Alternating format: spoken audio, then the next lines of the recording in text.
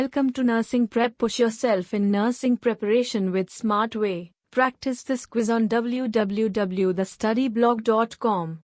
Fundamentals of nursing. A male client blood test results are as follows: white blood cell, WBC, count, 100 hemoglobin, HB, level, 14 grams, hematocrit, HCT, 40%. Which goal would be most important for this client? Option A. Promote fluid balance. Option B. Prevent infection. Option C. Promote rest. Option D. Prevent injury. Right answer is Option B. Prevent infection. The client is at risk for infection because WBC count is dangerously low. HB level and HCT are within normal limits. Therefore, fluid balance, rest, and prevention of injury are inappropriate. Following a tonsillectomy, a female client returns to the medical surgical unit. The client is lethargic and reports having a sore throat. Which position would be most therapeutic for this client? Option A. Semi-Fowlers. Option B. Supine. Option C. High Fowlers. Option D. Side-lying. Right answer is Option D. Side-lying. Because of lethargy, the post-tonsillectomy client is at risk for aspirating blood from the surgical wound. Therefore, placing the client in the side-lying position until he awake is best. The semi-Fowlers, supine, and high Fowlers position don't allow for adequate oral drainage in a lethargic post-tonsillectomy client, and increase the risk of blood aspiration. The nurse inspects a client's pupil size and determines that it's 2 mm in the left eye and 3 mm in the right eye. Unequal pupils are known as Option A. Anisocoria. Option B. Ataxia. Option C. Cataract. Option D. Diplopia. Right answer is Option A. Anisocoria. Unequal pupils are called anisocoria. Ataxia is uncoordinated actions of involuntary muscle use. A cataract is an opacity of the eye's lens. Diplopia is double vision. The nurse in charge is caring for an Italian client. He is complaining of pain, but he falls asleep right after his complaint and before the nurse can assess his pain. The nurse concludes that Option A. He may have a low threshold for pain. Option B. He was faking pain. Option C. Someone else gave him medication. Option D. The pain went away.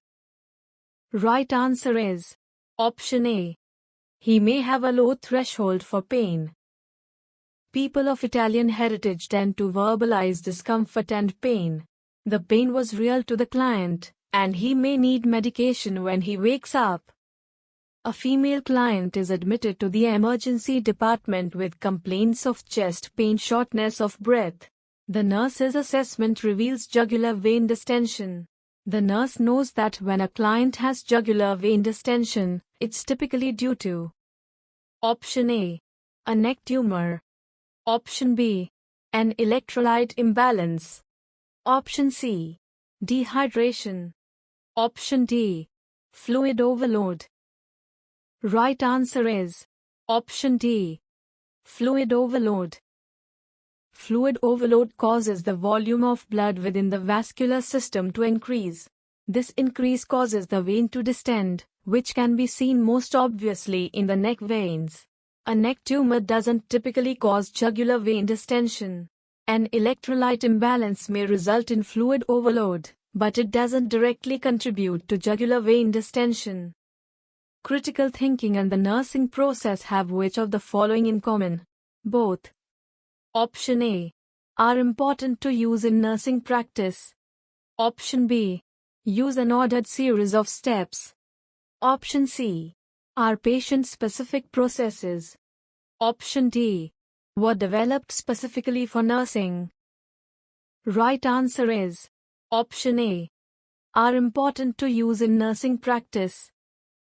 Nurses make many decisions, Some require using the nursing process, whereas others are not client-related but require critical thinking.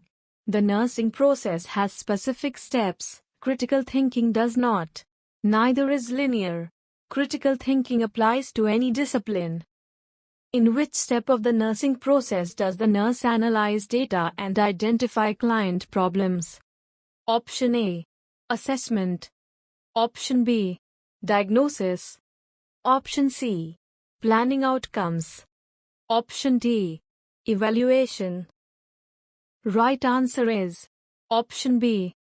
Diagnosis. In the assessment phase, the nurse gathers data from many sources for analysis in the diagnosis phase. In the diagnosis phase, the nurse identifies the client's health status. In the planning outcomes phase, the nurse formulates goals and outcomes.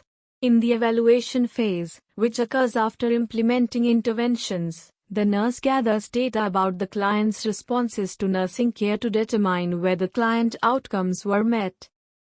In which phase of the nursing process does the nurse decide whether her actions have successfully treated the client's health problem? Option A. Assessment. Option B. Diagnosis. Option C. Planning outcomes. Option D. Evaluation. Right answer is Option D. Evaluation. In the assessment phase, the nurse gathers data from many sources for analysis in the diagnosis phase. In the diagnosis phase, the nurse identifies the client's health status. In the planning outcomes phase, the nurse and client decide on goals they want to achieve. In the intervention planning phase, the nurse identifies specific interventions to help achieve the identified goal. During the implementation phase, the nurse carries out the interventions or delegates them to other healthcare team members. During the evaluation phase, the nurse judges whether her actions have been successful in treating or preventing the identified client health problem. What is the most basic reason that self-knowledge is important for nurses? Because it helps the nurse to Option A. Identify personal biases that may affect his thinking and actions. Option B. Identify the most effective interventions for a patient. Option C. Communicate more efficiently with colleagues, patients, and families. Option D. Learn and remember new procedures and techniques. Right answer is Option A. Identify personal biases that may affect his thinking and actions. The most basic reason is that self-knowledge directly affects the nurse's thinking and the actions he chooses. Indirectly, thinking is involved in identifying effective interventions, communicating, and learning procedures. However, because identifying personal biases affects all the other nursing actions, it is the most basic reason. Arrange the steps of the nursing process in the sequence in which they generally occur. A. Assessment. B. Evaluation. C. Planning outcomes. D. Planning interventions. E. Diagnosis. Option A. E, B, A, D, C. Option B. A, B, C, D, E. Option C. A, E, C, D, B. Option D. D, A, B, E, C. Right answer is Option C. A, E, C, D, B. Logically, the steps are assessment, diagnosis, planning outcomes, planning interventions, and evaluation. Keep in mind that steps are not always performed in this order, depending on the patient's needs, and that steps overlap.